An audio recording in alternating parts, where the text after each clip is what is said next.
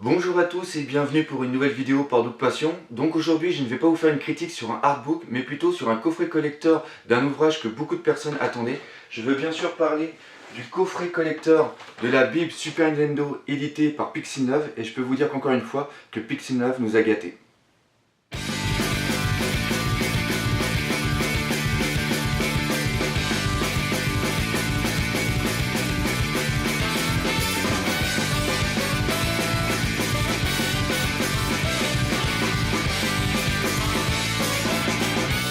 Alors voilà le coffret et la première chose qui nous vient à l'esprit quand on l'a, c'est waouh, c'est super lourd et c'est super imposant. Je m'attendais quand même quelque chose d'assez énorme, mais d'un point de vue comme ça, c'est quand même assez étonnant.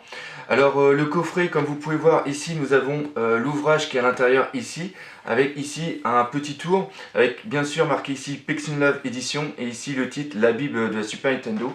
Au niveau du côté, comme vous pouvez voir, je sais pas, avec le reflet, là vous avez encore le titre de la pub avec l'éditeur. Et sur l'arrière, c'est sobre avec seulement le code barre et marqué Pixel Love.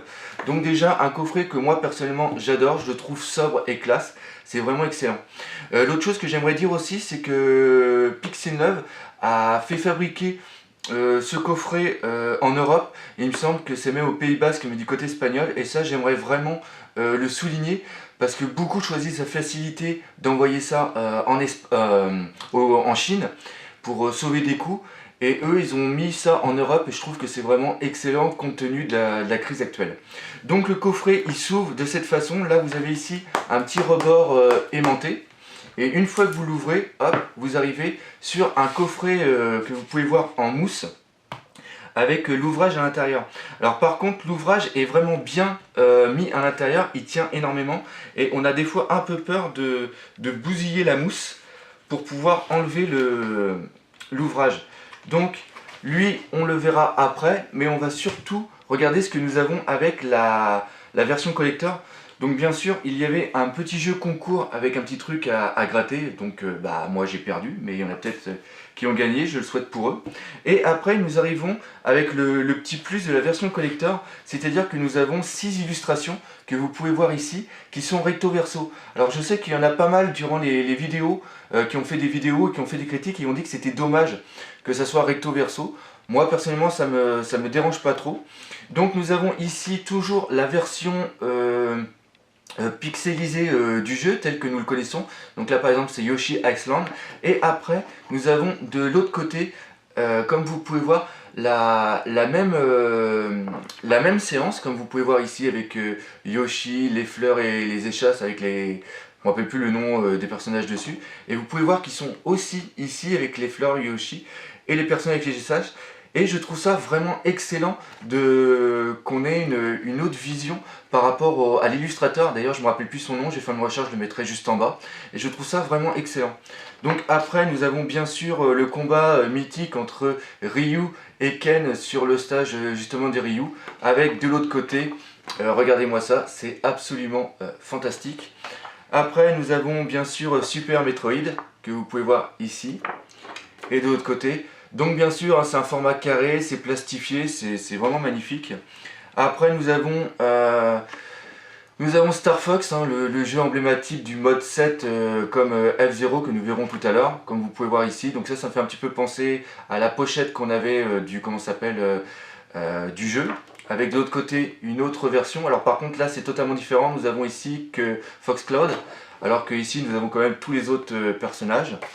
Après, bien sûr, qui dit Super Nintendo dit bien sûr Zelda Past to the Link, Link to the Past, l'un des deux, excusez-moi. Donc pareil, toujours la version ici du départ pixelisée, après avec une autre version que vous pouvez voir ici, c'est absolument superbe. Et après, comme j'ai dit tout à l'heure, nous avons ici F-Zero qui était vendu au début de la console avec un mode 7 vraiment fantastique, une petite révolution à l'époque. Je me rappelle que je me suis bien éclaté, surtout avec l'effet de vitesse et de profondeur. Et pareil, nous avons toujours la vision par rapport à l'artiste, et ça c'est vraiment excellent. Et l'autre chose que je tiens aussi à souligner, qui est vraiment très bien, c'est que nous pouvons mettre ici à l'intérieur de la mousse, ce qui nous permet après de nous faire une sorte de petit cadre qu'on peut exposer. Donc ça, c'est toujours des bonnes idées que j'aime bien faire remarquer parce que c'est vraiment excellent. Donc là, nous allons prendre maintenant l'aspect extérieur de l'ouvrage. Alors bien sûr, hein, le choix est vraiment excellent de prendre exactement le même design que la console en elle-même. C'est-à-dire qu'ici, nous avions la fente pour mettre la cartouche, le traditionnel bouton power, le bouton eject et le bouton reset qu'on se servait presque jamais. Alors c'est vrai qu'ils auraient peut-être pu rajouter ici le petit logo qui était en 4 couleurs qui faisait penser un peu au bouton, mais je trouve que c'est quand même sobre, je trouve que c'est quand même classe, donc c'est vraiment pas mal. Sur le côté, toujours pareil, je sais pas si vous voyez bien, avec le contre-jour, toujours le titre avec l'éditeur Pixinlove. Et après, nous avons sur l'arrière, comme vous pouvez voir, les définitions qu'il y avait avec les caractéristiques. Mais là, à la place des caractéristiques de la console qu'il y avait, là ils mettent ce qu'il y a à l'intérieur de la console. Et aussi le petit plus, c'était ça ici qu'on pouvait enlever pour mettre le lecteur CD. Enfin, si jamais il avait été sorti avec Sony. Donc je trouve que c'est vraiment excellent, vraiment très très beau. La reliure, comme vous pouvez voir, est quand même excellente. Et surtout que c'est un livre qui fait quand même qui fait 400 pages. Et je trouve que la finition pour ce livre-là est quand même sympathique. Mais ça, c'est rien comparé à ce que nous allons voir tout de suite à l'intérieur. Alors c'est parti pour voir le contenu de cet ouvrage. Donc comme je l'ai dit tout à l'heure, il y avait un petit coupon à gratter pour voir si on gagnait quelque chose par rapport à Pixinlove. Donc là nous arrivons sur la couverture, à l'intérieur de la couverture. Donc ça reprend la Super Nintendo, enfin le dessin de la Super Nintendo tel qu'il était sur le carton de vente au début sur la version japonaise de la Super Famicom. Donc nous arrivons ici sur la version collector, donc nous avons bien sûr un serial number il y avait 3800 exemplaires, d'ailleurs malheureusement toutes les versions collector ont déjà été vendues, et moi j'ai la version 575. Donc là nous arrivons avec une petite préface sur la Super Nintendo, et là nous avons encore un motif de la Super Nintendo tel qu'elle était dessinée sur le coffret de vente de la Super Famicom au Japon. Nous arrivons ici sur la première page, donc ça je trouve vraiment c'est la table des matières avec ici premièrement nous aurons une partie sur l'histoire, après nous aurons une partie sur le hardware, après test, ça va être tous les jeux qu'il va y avoir, donc les 2000 jeux vont être présentés dans cet ouvrage. Après nous avons une partie qui va être collector, les jeux annulés, les Humbles, et après une Warp Zone qui va être tout ce qui va être design au niveau des jeux. Donc là pareil, la Super Nintendo telle que nous l'avons connue. Et ce que j'aime bien, c'est que c'est une Super Nintendo qui a vieilli, comme vous pouvez voir, c'est de couleur jaunie, c'était le plastique qui jaunissait avec le temps. Et ça rappelle déjà, avec Super Mario World, on est déjà dans le trip nostalgique qu'on adore, avec bien sûr une vieille télé telle qu'on avait à l'époque. Alors nous arrivons sur la première partie justement de l'histoire. Alors ça je trouve que c'est vraiment excellent parce qu'on va vraiment nous présenter tout depuis la création des idées pour créer la Super Famicom au Japon et la Super Nintendo en Europe, avec vraiment toutes les déclinaisons et tout ce qui va vraiment se passer. Alors ce que je tiens à dire aussi, c'est que c'est écrit vachement petit. Hein, pour lire, il faut vraiment être bien installé, puis il ne faut pas avoir des problèmes de vue. Par contre, il y a vraiment énormément de documentation et il est absolument génial. Donc là, nous avons par exemple la première présentation qui avait été faite en septembre 87, je crois. Non, c'était en 88, autant pour moi. Avec voici ici le premier design de de la console telle qu'elle devait être, ainsi qu'une présentation des possibilités de la console. Donc là par exemple ils avaient fait voir des montgolfières avec des décors, tout ça pour faire voir qu'ils pouvaient faire plusieurs plans et avec aussi des rotations au niveau des montgolfières. Là nous avions une version de Super Mario 3 qui était sortie sur NAS, qui avait été faite pour faire voir comment il aurait été sur justement Super Famicom. Et là après nous avons une version de Zelda 2, et ce qui était excellent à l'époque c'est que il pouvait afficher des Kenji, et ça c'était vraiment extraordinaire pour l'époque. Donc après bien sûr il parle ici du traditionnel mode 7 qui est en vérité le 8e mode de la console, qui permettait de mettre en place un seul plan mais qui permettait des rotations. Enfin vraiment tout est vraiment bien expliqué à l'intérieur, et ça c'est vraiment excellent. Donc là nous avons ici la Super Famicom telle qu'elle était vendue au Japon, et telle que je vous ai dit, vous voyez bien le design ici qui reprend ce que nous avons par exemple ici. Et bien sûr aussi le jeu Super Mario World, qui était vraiment emblématique de la console. Moi je sais que ça m'avait fait rêver à l'époque quand j'avais vu des images comme ça, quand je lisais les magazines. Enfin bref, c'était vraiment excellent. Et tout au long des pages, justement, nous allons voir la position de la Super Nintendo par rapport à son époque, avec par exemple ici l'arrivée de de la Mega Drive qui était antécédente à la Super Nintendo au niveau du Japon, ou même au niveau des États-Unis. Et nous pouvons voir aussi les pubs qu'il y avait à l'époque où Sega... là, vous voyez marqué c'était Genesis, mais Sega jouait beaucoup sur le fait que ce que la Mega Drive faisait et ce que la NES, parce que là c'était surtout contre la NES, ne faisait pas. Là, par exemple, avec le personnage emblématique qui était Michael Jackson, avec justement le jeu Moonwalker. Donc après, nous voyons ici la version, comment ça s'appelle, américaine de la Super Nintendo.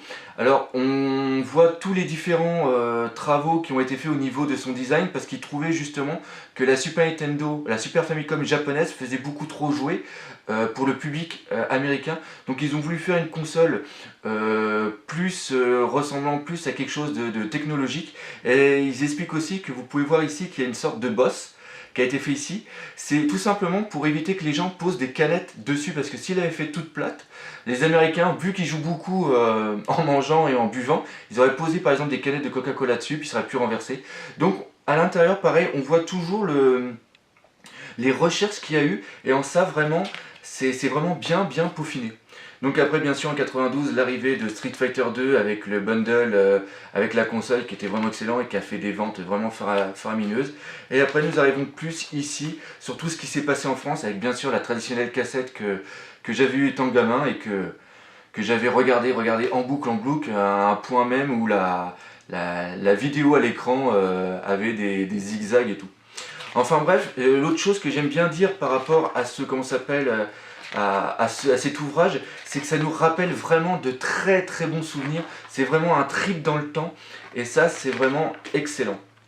Donc bien sûr là, avec l'arrivée du partenariat avec Rare par rapport à Donkey Kong Country, donc tout est vraiment bien expliqué et c'est vraiment excellent.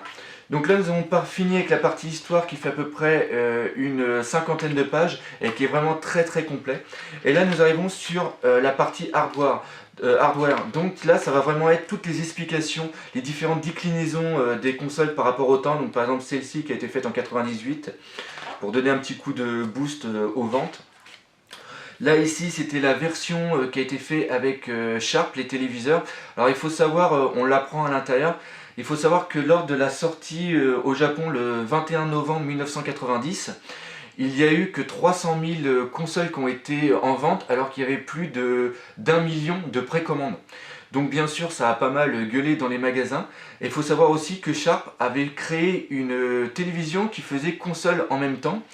Et justement, il y a eu beaucoup de ventes parce que beaucoup de personnes qui avaient de l'argent au Japon se sont rabattues sur ce téléviseur pour pouvoir avoir la console. Parce que comme je répète, il n'y avait que 300 000 exemplaires mis en vente. Et il faut savoir aussi qu'avec ce téléviseur, on pouvait, grâce à un magnétoscope, pouvoir s'enregistrer en train de jouer. Et ça, c'était pas mal pour l'époque. Donc voilà, après bien sûr les traditionnels joysticks. Donc moi personnellement j'avais acheté, je vous raconte un peu ma vie, j'en profite. Moi personnellement j'avais acheté celui-ci et je jouais à l'époque sur le jeu Dragon Ball Z 2, je ne me rappelle plus le nom exactement. Et je sais que c'était chez mon ami Marc, d'ailleurs si tu regardes cette vidéo je te fais un petit coucou. Et ça même pour jouer à ce jeu ça avait été vraiment excellent. Cette manette avait été pas mal. Donc voilà, donc là on arrive bien sûr sur le scope.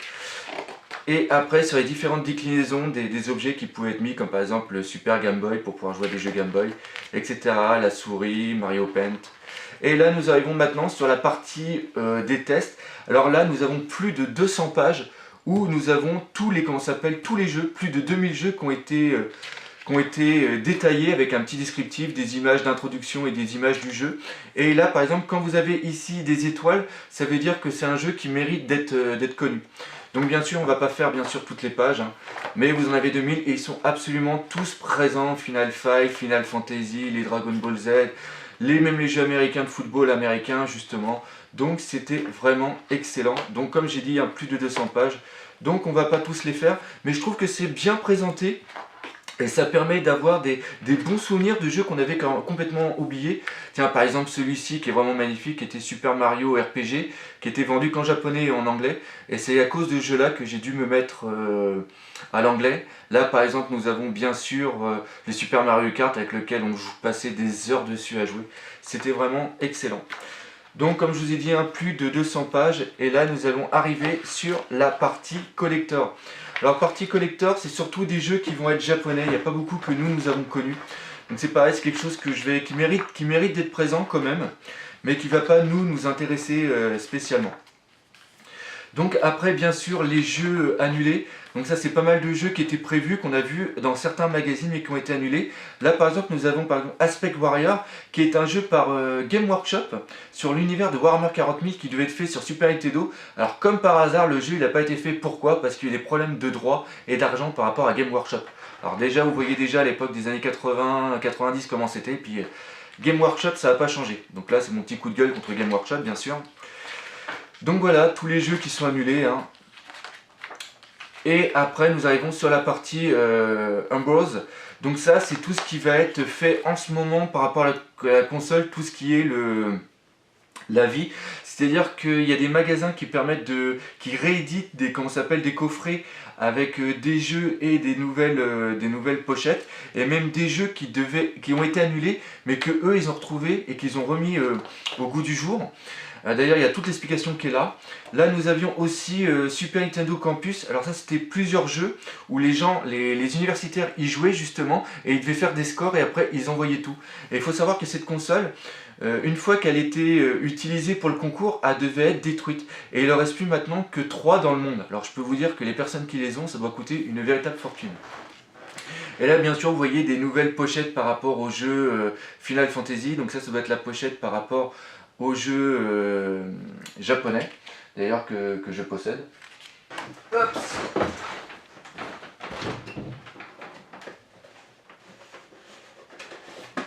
Hop, excusez-moi un petit peu. Donc voici là, celle qu'on peut avoir maintenant, puis celle, alors vous voyez quand même qui est mis au goût du jour par rapport au petit logo maintenant, par rapport à l'âge pour y jouer. Et là vous pouvez voir que là c'était la version japonaise de l'époque, d'ailleurs qu'on reverra plus tard. Donc ça c'est quand même une partie très importante de tout avec les adresses où on peut commander justement certains jeux. Et nous allons aussi avoir les différentes déclinaisons de consoles qui sont légales ou pas, qui ont été faites. Comme par exemple celle-ci qui permet de jouer aux jeux NES, jeux Super Nintendo et aux jeux Mega Drive. Là vous avez aussi un exemple de Donkey Kong Country, de Donkey Kong qui a été refait justement pour être joué sur Super Nintendo. Et après nous arrivons sur la Warzone qui est l'une de mes parties préférées, c'est-à-dire que nous allons avoir la plupart des plus belles jaquettes des jeux japonais. Alors bien sûr on n'a pas mis les jaquettes européennes qui étaient totalement désastreuses. Et là vous pouvez dire ça rappelle déjà des très bons souvenirs et nous voyons aussi qu'il y avait quand même un très beau travail qui était fait justement sur les jaquettes. Ce jeu là qui était absolument fantastique. Donc voilà, donc là hop.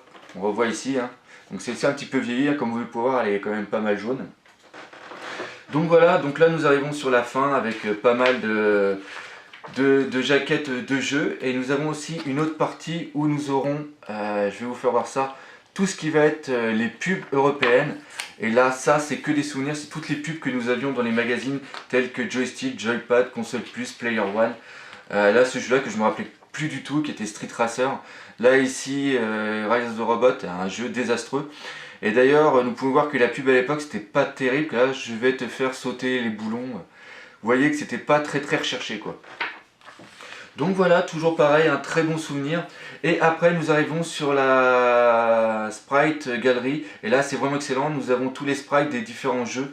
Et ça, c'est absolument génial, comme vous pouvez voir. Donc bien sûr, les jeux emblématiques, Castlevania, Super Ghost Ghost. Nous allons avoir bien sûr le Zelda, Paradus, vraiment un petit shoot 'em up, vraiment délire. Donkey Kong Country, vraiment excellent. Super Metroid, Final Fantasy, enfin bref, Street Fighter. Absolument génial. Donc vous pouvez voir vraiment qu'on s'appelle un livre vraiment fantastique. Là ici dans l'index vous avez les jeux qui sont triés par ordre alphabétique et par style, là par exemple action, aventure, RPG, etc. Donc vraiment 400 pages de pur bonheur que je vous conseille parfaitement pour ceux qui l'ont. Et bien sûr nous allons passer maintenant à la conclusion de ce coffret. Alors comme vous avez pu le voir tout au long de la vidéo, j'ai vraiment adoré cet ouvrage. Cette Bible est absolument fantastique. La partie histoire est vraiment très bien taillée, montre vraiment tout ce qui s'est passé au niveau de la Super Nintendo, mais au Japon, aux États-Unis ainsi qu'en France. Vous pouvez aussi remarquer que le coffret est vraiment super avec le fait de pouvoir mettre les illustrations à l'intérieur ou même les sortir et les mettre sous cadre. C'est vraiment du très beau. Surtout pour le prix auquel il était vendu à la base qui était seulement de 50 €. 50 € pour un bouquin de 400 pages autant de cette qualité et avec tous les bonus qu'il y avait, c'était vraiment pas excessif. Il faut savoir que maintenant malheureusement il est sold out et on le trouve maintenant à un prix de 99 €. Et je suis sûr que d'ici quelques temps ça va encore plus monter. Enfin bref, donc merci à Pixin Love plutôt, pour nous avoir fait encore un ouvrage de qualité. On sent vraiment qu'il y a la passion derrière cette équipe et pour ça je leur remercie de nous faire autant triper sur les jeux vidéo, sur la nostalgie. Donc voilà, j'espère que comme d'habitude que vous avez bien apprécié cette vidéo et je vous donne non pas rendez-vous à vendredi prochain mais plutôt à dans 2 mois. Je vais faire une autre vidéo pour vous expliquer un petit peu ce qui se passe. Je vais avoir besoin de vacances. Et après je vais être pas mal pris au niveau de mon boulot, donc etc. etc. Comme d'habitude, si vous avez aimé cette vidéo, n'hésitez pas à laisser des commentaires, venez sur ma page Facebook, sur ma chaîne YouTube et aussi sur mon site artbookpassion.com. Et je vous dis à bientôt et surtout passez de très bonnes vacances. Allez, salut!